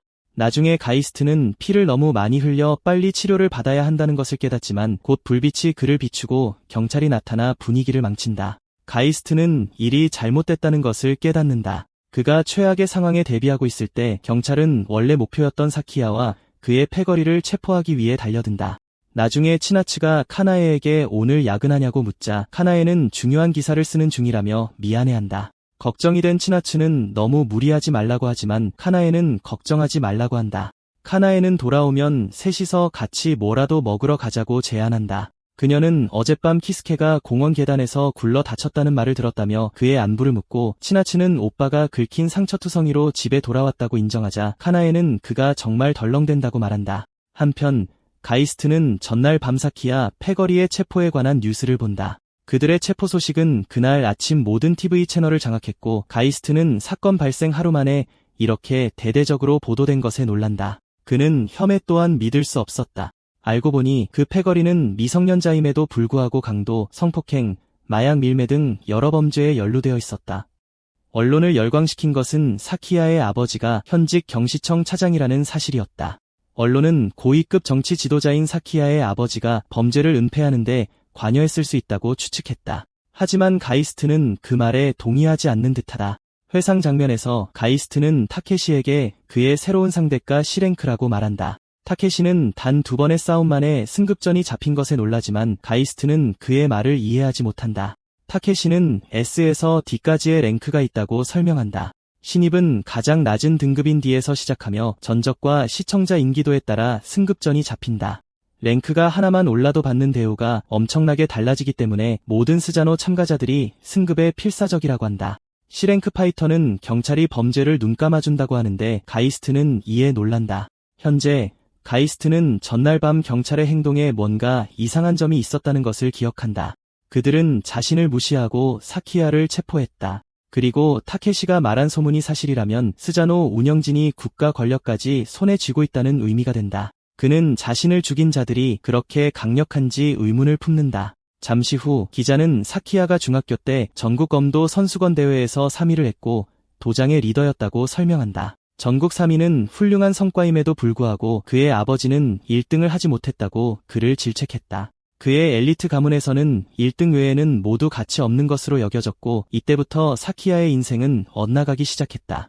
뉴스는 엘리트 가정의 교육적 학대가 사키야를 그런 폭력적인 범죄로 몰고 갔을 수 있다고 추측한다. 잠시 후 치나츠가 와서 가이스트에게 왜 그렇게 무서운 표정으로 TV를 보고 있냐고 묻는다. 가이스트는 장난스럽게 아무것도 아니라고 말하자 그녀는 마나카가 데리러 와서 한참 불렀다며 그와 화해한 것을 칭찬한다. 키스케가 밖으로 나가자 마나카는 그를 맞이하고 그들은 학교로 향한다. 가이스트가 정말 괜찮냐고 묻자 그녀는 그 덕분에 괜찮다고 말한다. 그녀는 그 후에 복싱부 코치인 타케시가 자기를 집에 데려다줬다고 말한다. 학교에 도착하자 가이스트는 걸어가는 마나카에게 갑자기 고개를 숙여 사과한다. 그녀는 놀라며 잘못한 건 사키야인데 왜 사과하냐고 묻는다. 가이스트는 자신이 부주의해서 그녀를 이 일에 휘말리게 했다고 설명하며 지금 당장 스자노를 그만두는 것은 쉽지 않을 것이라고 덧붙인다. 마나카는 어젯밤이 무서웠다며 그 녀석들이 자신에게 거의 무슨 짓을 할 뻔한 것뿐만 아니라 그가 맞는 것을 보는 것도 무서웠다고 말한다. 그녀는 그가 계속 그 스트리밍 이벤트를 하면 언젠가 죽을지도 모른다고 걱정하고 그 생각에 불안해한다. 하지만 그녀는 그것이 치나츠를 구할 수 있는 유일한 방법이기 때문에 그가 진심이라는 것을 깨닫고 더 이상 그를 막으려 하지 않는다. 하지만 그 대신 그녀는 자신이 그를 돕게 해달라고 부탁한다. 비록 많은 것을 할 수는 없지만 조금이라도 그를 지지하고 싶다고 말한다. 가이스트는 놀라지만 마나카는 곧 늦을 거라며 수업을 향해 달려간다. 달리면서 그녀는 키스케가 같은 얼굴, 목소리, 말투를 가졌지만 그에게서 뭔가 다른 점이 있다는 것을 알아차린다. 그가 자신을 어떻게 보호했는지 회상하며 그녀는 그가 정말 키스케인지 의문을 품는다. 한편 카나에는 토쿠라라는 사람을 부르며 자신이 주간 라임의 신문사에서 왔다고 설명한다. 그녀는 어제도 왔었다며 오늘 그가 자신과 이야기해주길 바라지만 아무런 대답도 듣지 못한다. 그가 문을 열지 않자 그녀는 그렇다면 문을 통해 말하겠다고 한다. 그녀는 토쿠라에게 그가 한때 국방부 소속 특수부대에 있었고 8년 전 대사관 직원 구출 작전에 참여했다고 말한다. 그녀는 일본 특수부대가 외국의 테러 사건을 해결하기 위해 동원된 것도 놀랍지만 이 사건을 해결한 사람은 특수부대나 현지 군인이 아니었다고 덧붙인다. 그것은 단 한 명의 요원이었고 그에 대한 소문은 가이스트라는 사람에 대한 꾸며낸 이야기처럼 들린다. 그녀는 이 사람을 조사해왔다고 말하지만 갑자기 문이 활짝 열리고 토쿠라는 그녀에게 고스트에 대한 정보로 무엇을 할 계획이냐고 묻는다. 나중에 토쿠라는 그녀를 안으로 들여보내며 공식적으로 존재하지 않는 부대인 무라쿠모를 파헤칠 수 있는 걸 보니 아주 훌륭한 기자임이 틀림없다며 그녀가 꽤 인상적이라고 말한다. 그녀는 무라쿠모가 국방부에서 특별히 창설한 특수부대였는지 묻는다. 그러자 그는 나라를 지키는 신검에서 이름을 빌려왔다고 말한다. 하지만 그는 그들이 신성하지도 심지어 쓸모없는 무딘 칼날만큼 유용하지도 않았다고 믿는다. 그는 소위 고위급 정치적 고려 때문에 그곳에서 아무것도 할 수 없었던 인도네시아 사건을 예로 든다. 카나에는 그것이 국가 간의 정치적 책략 때문에 도르네시아 영토 내에 잠들어 있는 히토류 매장지의 채굴권을 둘러싼 권력 다툼 때문이었는지 묻는다. 토쿠라는 그녀가 그렇게 많이 조사한 것에 감명받는다. 8년 전 도르네시아 공화국에서 분대장이었던 토쿠라는 기지에 얼마나 더 기다리며 인질들의 생명을 위험에 빠뜨릴 것인지 따져 물었다고 한다. 당시 도르네시아의 히토류 원소는 막 발견된 상태였다. 도르네시아는 기술이 없었기 때문에 독자적으로 채굴할 수 없었다. 그 때문에 채굴권을 둘러싸고 강대국들 사이에 조용한 대치가 있었다. 통신에서 토쿠라 중위는 상부의 결정은 절대적이니 입조심하라는 말을 듣는다. 채굴권을 차지하고 싶었던 다른 강대국들은 일본이 테러 사건을 해결한 공로를 인정받아 그 권리를 획득하는데 유리한 이점을 얻는 것을 원하지 않았다. 결과적으로 그들의 부대는 바로 앞에 있는 인질들의 목숨을 구할 수 있었음에도 불구하고 제자리에 머물러야만 했다. 갑자기 토쿠라의 부하 중 한 명이 대사관과의 통신이 복구되었다고 알린다. 알고 보니 모든 테러리스트가 제압되었고 인질들은 안전했다. 그 보고는 토쿠라와 그의 부하들을 충격에 빠뜨렸는데 특히 다른 부대가 공격을 감행했다는 소식을 전혀 듣지 못했기 때문이다. 갑자기 유령처럼 보이는 남자가 건물 옥상에 나타난다. 그는 얼음처럼 차가운 눈을 가졌고 온몸을 감싼 조용한 살기 그리고 거의 감지할 수 없는 존재감을 가지고 있었다고 한다. 그 남자는 사라지기 시작했고 토쿠라는 아주 짧은 시간 동안만 그를 볼 수 있었다. 현재 카나이는 가이스트가 실제로 존재했다는 말을 듣고 놀란다. 그녀는 마침내 가이스트를 처음 본 사람의 증언을 얻을 수 있게 되어 이 인터뷰를 하게 된 것에 기쁨을 표한다. 하지만 토쿠라는 가이스트에 대해 이야기하기 위해서가 아니라 경고하기 위해 그녀를 방에 들인 것이라며 그만두라고 말한다. 이 말에 그녀가 혼란스러워하자 그는 자신이 한때 국방부 특수부대 소속이었고 이는 엘리트 배경이라고 말한다. 하지만 자신처럼 그녀도 돌이키지 않으면 비참한 무직 중년이 될 것이라고 한다. 그는 퇴직금으로 근근히 버티며 더럽고 값싼 아파트에서 겨우 살아가고 있으며 가이스트 때문에 이렇게 되었다고 말한다. 그는 그녀도 그와 엮이려 하면 같은 운명을 맞게 될 것이라며 그녀 자신과 가족을 위해 조사를 포기하라고 부탁한다. 그가 걸어가자 카나이는 세상에는 건드려서는 안 될 것들이 있다는 것을 알지만 언니의 목숨을 앗아간 사람이 가이스트일지도 모르기 때문에 진실을 밝힐 때까지 조사를 멈출 수 없다고 고백한다. 이 말에 토쿠라는 충격을 받고 아무 말도 하지 못한다. 얼마 후 두 남자가 실험 진행이 좋지 않다고 이야기한다. 신약과의 적합률이 피험자들 사이에서 일관되지 않다고 한다. 그들 중 한 명은 상부에 압력을 넣어 표본수를 늘리자고 제안하고 다른 한 명은 왜 기원을 찾지 못했는지 의아해한다. 그들이 이야기하는 동안 한 여인이 근처 바닥을 청소하고 있고 그들 중 한 명이 조용히 하고 멀리 가서 청소하라고 말한다. 여인은 재빨리 사과하고 자리를 뜨자 다른 남자는 동료에게 외부인이 어슬렁거리는 곳에서 할 이야기가 아니라고 말한다. 그들은 계속 이야기하기 위해 시설의 보안구역으로 들어가지만 청소부는 계속해서 자기 일을 한다. 한편 가이스트는 망원경으로 그녀를 지켜보며 이곳이 이자나미 제약의 위치임을 확인한다. 이자나미 제약은 최근 몇 년간 급성장한 회사이며 가이스트가 이곳에 온 것은 이전에 있었던 어떤 일 때문이다. 5시간 전 그는 타케시를 만나 자신의 파이트머니가 어디서 입금되었는지 알아보았다. 그의 허락을 받아 그는 싸움에서 얻은 돈의 자금 흐름을 파헤치고 자신이 직접 번 돈의 경로와 비교했다. 두 지급금 모두 복잡한 연쇄를 통해 여러 회사를 거치지만 그들 사이의 공통점은 바로 이자나미 제약이다. 현재 그는 건물에 잠입할 준비를 하며 건물을 향해 그래플링 훅을 발사해 그쪽으로 몸을 날린다. 그는 이 건물을 수색하면 가이스트를 죽인 남자에 대한 정보를 찾을 수 있기를 바란다. 회상 장면에서 어떤 여인이 시스템을 해킹하려 하지만 보안이 강력하다는 것을 깨닫는다.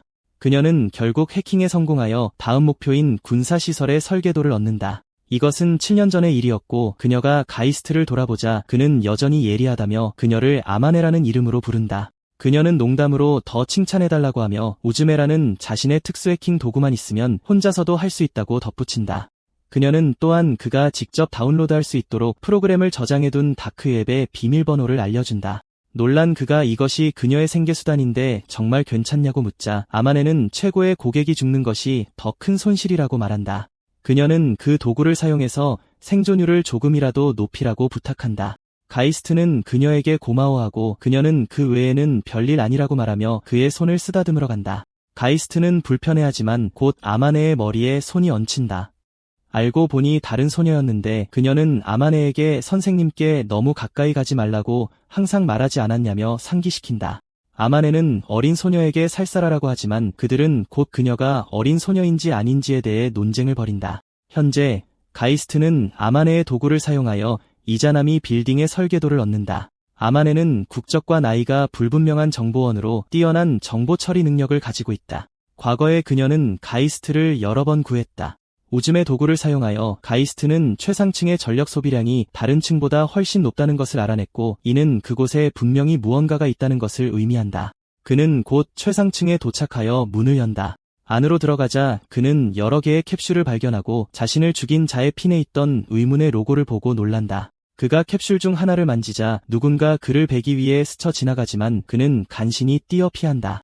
가이스트는 착지하며 어떻게 공격자의 존재를 감지하지 못했는지 의아해한다. 공격자는 칼도 잘 다루는 것 같아 프로임을 깨닫는다. 곧바로 공격자는 다시 칼을 들고 그에게 달려들지만 가이스트는 여러 번 피하며 후퇴한다. 그는 또한 그녀의 움직임이 이상하면서도 익숙하다는 것을 알아차리지만 공격자는 그에게 가까이 다가온다. 그가 공격당하려는 순간 누군가 섬광 수류탄을 떨어뜨리고 청소부가 갑자기 가이스트의 손을 잡아 끌고 간다.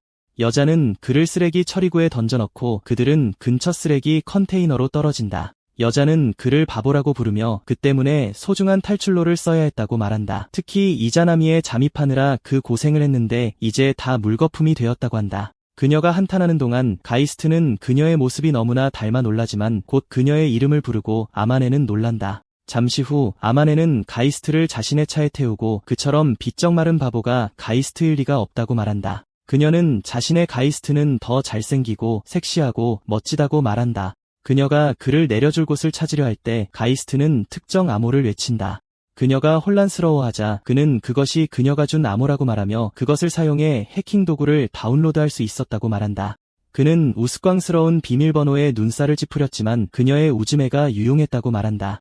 아마네는 어이가 없어 그를 쳐다보며 정말 그가 맞는지 확인하기 위해 첫사랑의 이름을 묻는다. 그가 이름을 말하자 그녀는 자신의 장례식에서 연주되길 원하는 노래를 아는지 묻는다. 그는 그것도 말해주자 그녀는 비밀번호의 마지막 숫자가 무엇을 의미하는지 묻고 그는 두 사람이 처음 만난 날짜라고 말해준다.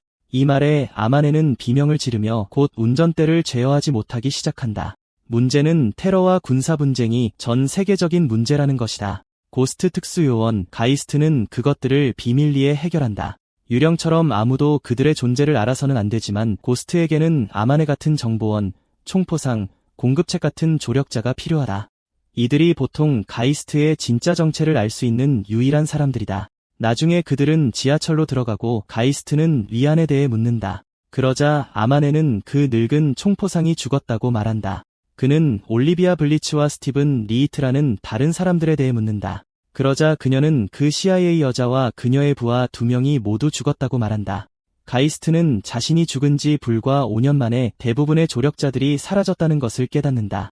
아마네는 그와 관련된 사람들이 대부분 사라졌다고 언급하고 가이스트는 그들이 자신을 죽이고 자신의 살인자의 조직에 합류했다고 생각한다. 가이스트가 어떻게 무사할 수 있었는지 묻자 그녀는 자신은 쉽게 죽일 수 있는 상대가 아니라고 말한다. 그녀는 또한 가이스트와 연결된 사람이 한 명 더 살아있다고 말한다. 그녀는 이 사람을 일본 카레 소녀 가이스트가 좀 좋아했던 열혈 여성 토쿠라라고 부른다.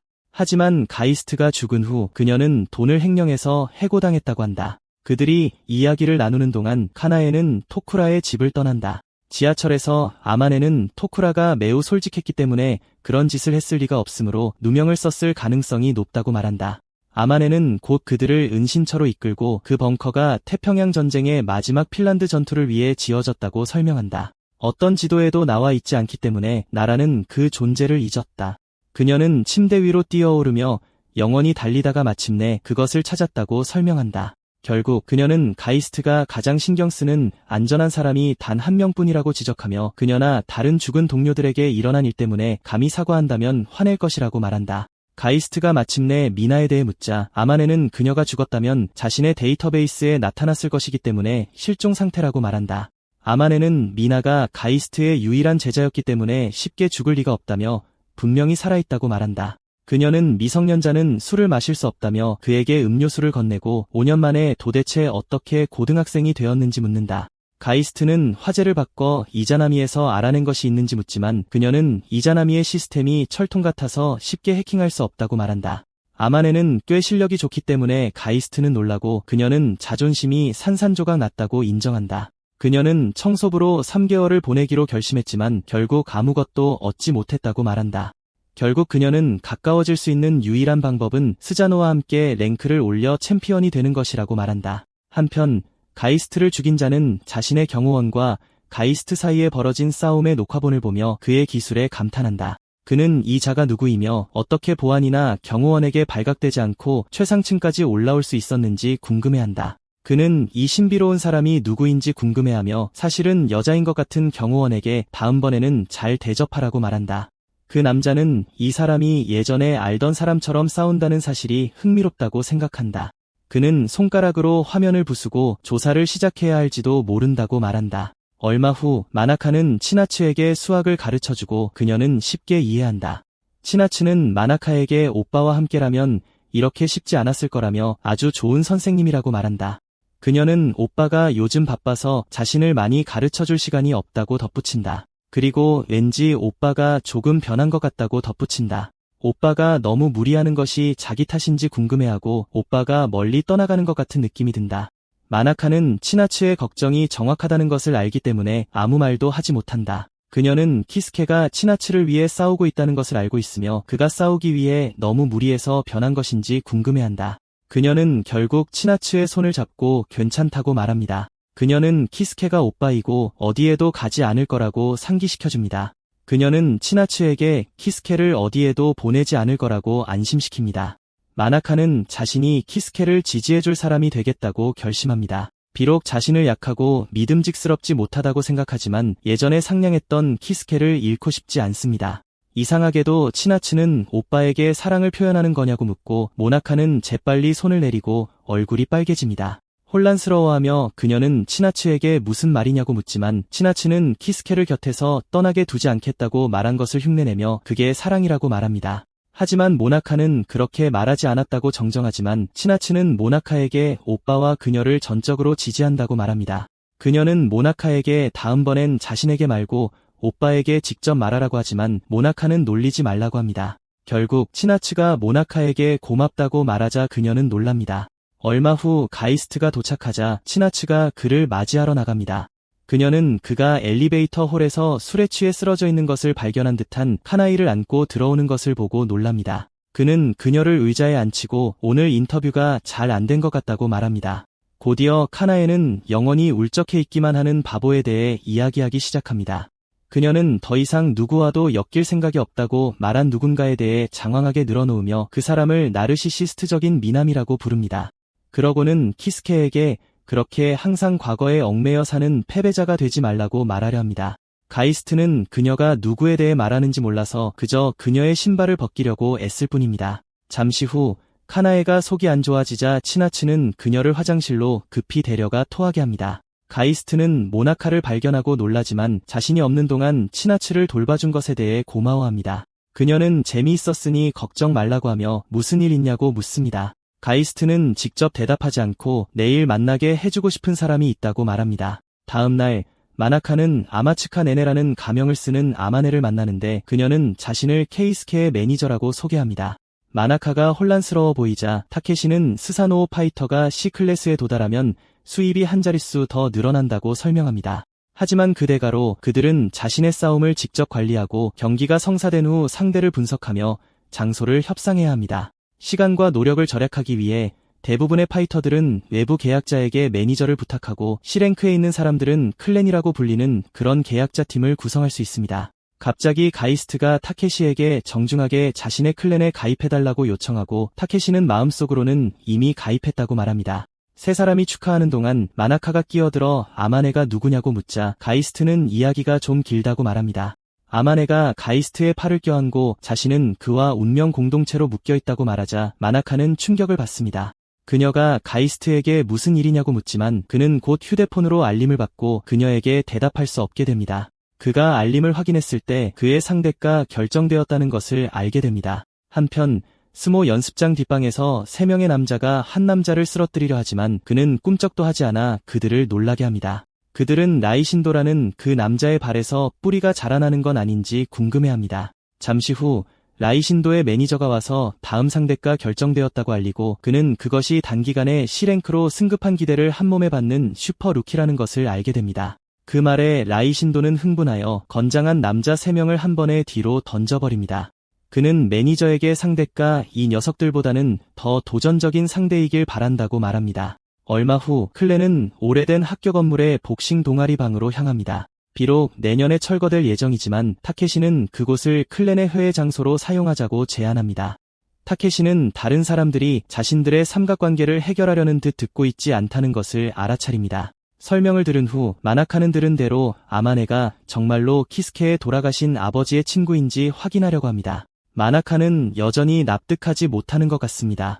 그래서 가이스트는 아마네가 아버지와 거래하던 회사에서 일했었고 오래전 아버지의 직장에 갔을 때 몇 번 만난 적이 있다고 설명합니다. 그는 그녀가 매우 유능한 사람이지만 농담을 좀 좋아하는 편이라고 덧붙입니다. 그래서 아마네는 자신의 행동에 대해 사과하고 자신은 나이든 남자를 좋아한다고 말하며 마나카를 진정시키려 합니다.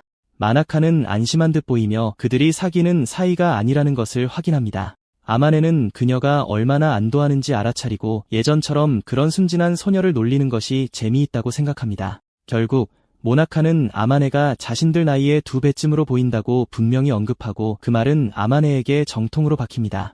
아마네가 아기에 가득 차 돌아섰을 때 가이스트는 모나카에게 그녀를 그냥 두라고 말하지만 모나카는 무엇이 잘못되었는지 모르는 것 같습니다. 곧 타케시가 그들을 방해하고 그들은 복싱 동아리 방을 청소하기 시작합니다. 청소하는 동안 아마네는 가이스트에게 이야기가 너무 상세해지면 실수를 하기 시작할 것이라고 말합니다. 그 전날 밤 가이스트와 아마네는 그들의 미래 계획에 대해 논의합니다. 회상 장면에서 가이스트는 그녀에게 스사노오의 챔피언이 될 계획이라고 말하고 그 위치에 도달하면 어떻게 되는지 아는지 묻습니다. 아마네는 그에게 길거리에서 들은 바에 따르면 그 시점에서 스사노오의 운영진이 그의 어떤 소원이든 들어줄 것이라고 말합니다. 분명히 일본 신화에 따르면 이자나미와 스사노오는 부모와 자식신이며 아마네는 두 회사가 연결되어 있음을 확인하는 정보를 입수했다고 설명합니다. 이자나미에 잠입했던 경험으로 보아 그녀는 그들의 조직력에 기반하여 어떤 소원이든 들어줄 수 있다는 것에 어느 정도 신빙성이 있다고 믿습니다. 가이스트는 그들이 경찰과 정부를 통제할 수 있다면 그것이 사실일 수도 있다고 동의합니다. 나중에 아마네는 평소의 방법으로는 그들의 시스템을 해킹하기 어려울 것이므로 대신 조직이 자신들에게 오게 할 것이라고 설명합니다. 가이스트는 그렇게 쉽지 않을 것이라고 말하고 그녀는 스사노오의 챔피언이 된 파이터는 아무도 없었다고 인정합니다. 하지만 그녀는 그에게 두 사람이 완수하지 못한 임무가 있었는지 묻습니다. 현재 아마네는 이전에 임무에 실패한 적이 없다고 말했지만 이번 다음 싸움은 문제가 될 것이라고 인정합니다. 현역 스모 선수이고 게다가 마쿠우치 선수인 라이신도의 덩치는 예상 밖이었습니다. 혼란스러워하며 모나카가 마쿠우치가 뭐냐고 묻자 타케시는 스모에는 약 600명의 선수가 있다고 설명합니다. 최상위 디비전은 상위 42명의 선수로 구성되며 그들을 마쿠우치라고 부릅니다. 기본적으로 마쿠우치는 프로 중의 프로입니다. 그것만으로도 부족하다는 듯이 라이신도는 키 190cm에 몸무게 200kg으로 마쿠우치 선수들 중에서도 초중량급 중 한 명이라는 뜻입니다. 그와 키스케 사이의 신체적 차이는 상당히 절망적으로 보입니다. 타케시는 가이스트에게 C랭크부터는 경기를 거부할 권리가 있지만 그럴 경우 포인트를 잃고 강등될 위험이 있다고 말합니다. 타케시는 이 상대는 너무 벅차다고 설명하며 답답하겠지만 경기를 거부하라고 가이스트에게 조언합니다. 하지만 가이스트는 라이신도의 비디오를 보며 그의 허리에 둘러진 천을 가리키는데 그는 그것을 캐쇼마와시라고 부릅니다. 타케시는 그것이 선수가 도효일이 입장식 때 착용하는 마와시이며 보통 선수의 후원자로부터 받는 선물이라고 말합니다. 이 말에 가이스트는 놀라지만 타케시에게 경기를 하겠다고 말하고 타케시는 충격을 받습니다. 한편 카나에는 TV로 스모 경기를 보고 있습니다. 그녀가 쉬고 있을 때 가이스트가 들어오고 카나에가 일찍 집에 온 것을 보고 놀랍니다. 카나에는 그를 반기며 유급 휴가를 냈다고 설명하고 오늘 밤 다 같이 저녁 식사를 하러 가고 싶었다고 말합니다. 하지만 그녀는 술을 좀 많이 마셔서 지금 움직일 수 없다고 말하고 가이스트는 그녀에게 무리하지 말라고 합니다. 가이스트가 그녀에게 치나츠가 쇼핑하러 갔는지 묻자 카나에는 두통약을 사러 갔다고 설명합니다. 그녀는 치나츠가 정말 착한 아이라고 설명하며 자신이 얼마나 실패한 보호자인지 한탄하기 시작합니다. 카나에는 정신을 차려야 한다고 스스로에게 말하지만 그 전에 진실을 찾겠다고 약속하는데 특히 그것이 키스케와 치나츠를 위한 것이기 때문입니다.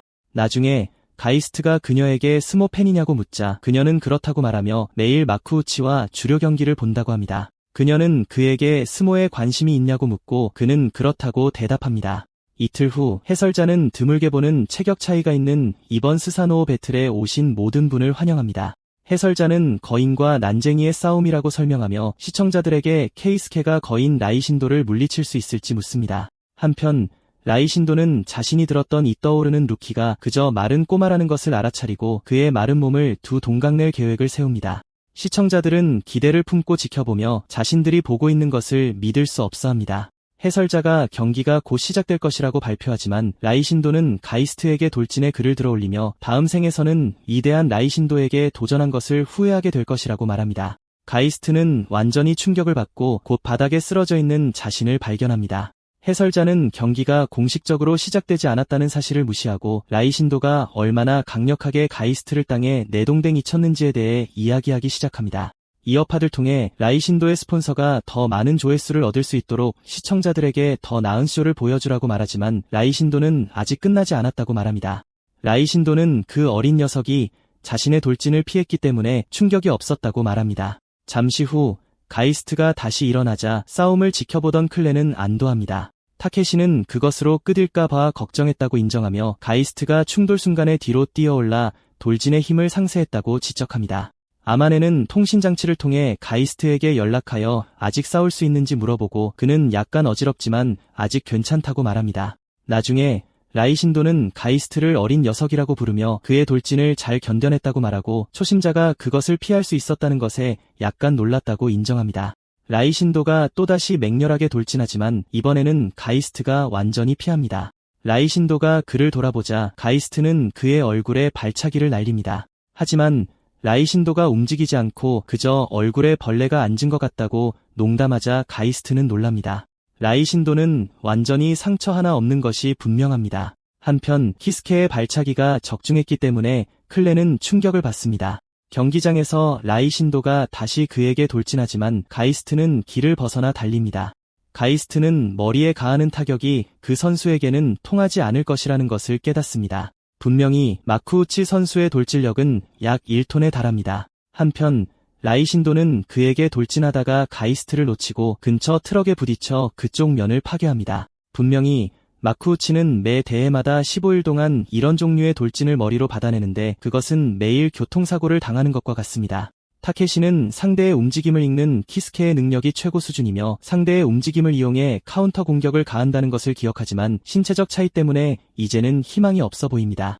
라이신도가 다시 가이스트를 잡으려 하지만 그는 간신히 피합니다. 그는 곧 라이신도가 덩치에 비해 꽤 빠르다는 것을 깨닫고 한 번만 맞아도 쓰러질 것이라는 것을 압니다. 놀랍게도 라이신도는 그와 팔을 걸고는 자신이 할 수 있는 것이 밀기뿐이라고 생각했냐고 농담조로 묻습니다. 그는 가이스트에게 자신에게는 4가지 다른 기술이 있다고 말하고 그를 얼굴이 바닥으로 향하게 던집니다. 타케시는 통신장치를 통해 가이스트에게 저항하지 말고 그냥 던져지라고 외치고 가이스트는 그대로 합니다. 그는 몸이 떨어지도록 내버려두고 공중제비를 돌아 팔을 빼냅니다. 가이스트는 재빨리 거리를 벌리고 타케시는 그에게 괜찮은지 묻습니다. 가이스트는 그 덕분에 땅에 내동댕이 쳐지지 않았다고 말하지만 왼쪽 가슴을 다쳤다고 인정하며 그것은 작은 대가라고 합니다. 라이신도가 곧 그의 앞에 나타나 그가 누구인지 묻습니다. 그는 그에게 창코를 더 먹고 몸집을 키우라고 말하며 그렇게 하면 자신의 개인 시종으로 삼아주겠다고 제안합니다. 라이신도는 매니저가 경기를 더 재미있게 만들라고 했던 것을 기억하지만 자신을 상대로 이렇게 오래 버틴 것에 대한 보상으로 가이스트에게 핸디캡을 주겠다고 제안합니다. 그는 두 손을 들고 어떤 공격이든 해보라고 말하고 가이스트가 망설이자 라이신도는 공격하지 않는 상대가 무섭냐고 묻습니다. 타케시는 가이스트에게 이것이 기회라고 말하는데 아무리 스모 선수라도 급소에 일격을 가하면 무사하지 못할 것이기 때문입니다. 타케시는 라이신도가 중심선의 급소를 열어두는 것을 보고 그가 카스케를 너무 과소평가하고 있기 때문에 이 부주의함이 그의 패인이 될 것이라고 믿습니다. 가이스트가 라이신도에게 정말로 자신을 때리길 원하냐고 묻자 라이신도는 마음껏 해보라고 말합니다. 즉시 가이스트는 거리를 좁힙니다. 하지만 그가 뛰어올라 공격을 가하려는 순간 라이신도는 농담이었다고 말하며 그의 공격을 받을 만큼 어리석지 않다면서 그를 잡으려고 손을 뻗습니다. 가이스트는 자신이 끝장났다는 것을 깨닫고 라이신도는 그를 땅에 쓰러뜨립니다.